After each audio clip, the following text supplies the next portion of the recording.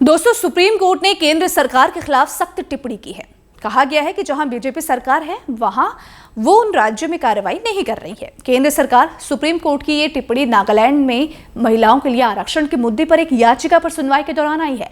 आप सोच सकते हैं कि जिस तरीके से मणिपुर में हालात बिगड़े हुए हैं, उसको लेकर भी यहाँ पे सुप्रीम कोर्ट का साफ तौर पर कहना था कि केंद्र सरकार जहां बीजेपी की सरकार है वहां पे बीजेपी कुछ भी एक्शन नहीं ले रही है।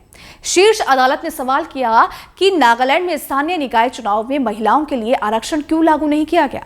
रिपोर्ट के मुताबिक मंगलवार यानी कि 25 जुलाई को सुप्रीम कोर्ट में एक अवमानना याचिका पर सुनवाई हुई। याचिका नागालैंड में महिलाओं के लिए 33% आरक्षण के साथ स्थानीय निकाय चुनाव कराने से संबंधित है। दोस्तों, सुनवाई के दौरान कोर्ट में इस मामले पर केंद्र सरकार का रुख पूछा गया। इसके जवाब में केंद्र की ओर से पेश अतिरिक्त solicitor general supreme court K M. Nataraj ने जवाब दिया कि आरक्षण नागालैंड पर लागू होता है। सुप्रीम कोर्ट की पीठ ने कहा कि इसे लागू क्यों नहीं किया जा रहा। आप क्या कर रहे हैं? राजनीतिक रूप से भी आप एक विचार के हैं। ये आपकी सरकार है। आप ये कहकर बच नहीं सकते कि राज्य में किसी अन्य दल की सरकार है। पीठ ने केंद्र की ओर से पेश अतिरिक्त सॉलिसिटर जनरल के एम नटराज से कहा कि केंद्र सरकार संविधान लागू करने को तैयार नहीं है। जरा सा इशारा होने पर आप राज्य सरकारों के खिलाफ कार्रवाई कर देते हैं।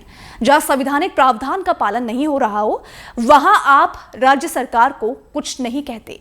संवैधानिक व्यवस्था को क्रियान्वित होते देखने में आपने क्या सक्रिय भूमिका निभाई है? Justice SK. कौल ने कहा कि आरक्षण सकारात्मक कार्रवाई की अवधारणा है। महिला आरक्षण उसी पर आधारित है। आप संवैधानिक प्रावधान से कैसे बाहर निकल सकते हैं? मुझे यह समझ नहीं आता कि सुप्रीम कोर्ट ने सवाल उठाया कि राज्य में महिलाओं के लिए आरक्षण क्यों लागू नहीं किया गया। रिपोर्ट के मुताबिक जस्टिस कौल ने पूछा कि क्या महिलाओं के लिए आरक्षण के खिलाफ कोई प्रावधान है। उन्होंने पूछा कि महिलाओं की भागीदारी का विरोध क्यों हो रहा है जबकि जीवन के सभी क्षेत्रों में महिलाएं समान रूप से शामिल है।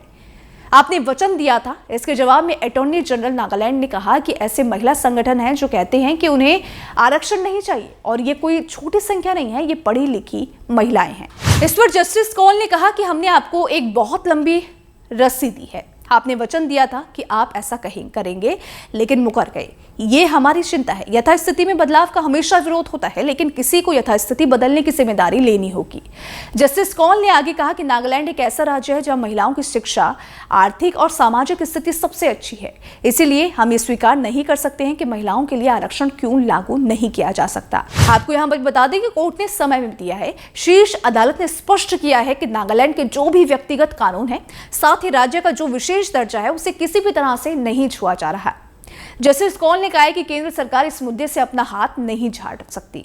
इस मामले में अदालत ने 26 सितंबर तक का समय दिया है।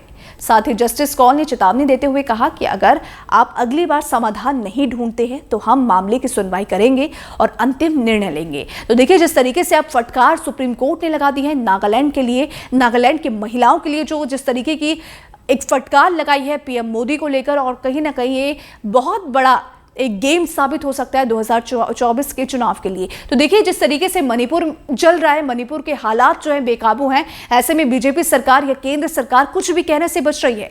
वही अब अगर नागालैंड की बात करें तो नागालैंड को लेकर, नागालैंड की महिलाओं के आरक्षण को लेकर सुप्रीम कोर्ट ने भी साफ तौर पर यहाँ पे फटकार लगाते हुए कहा है कि क्यों आप उन राज्यों में काम नहीं करते, उन राज्यों पर कोई एक्शन नहीं लेते जहां आपकी खुद की सरकार होती है।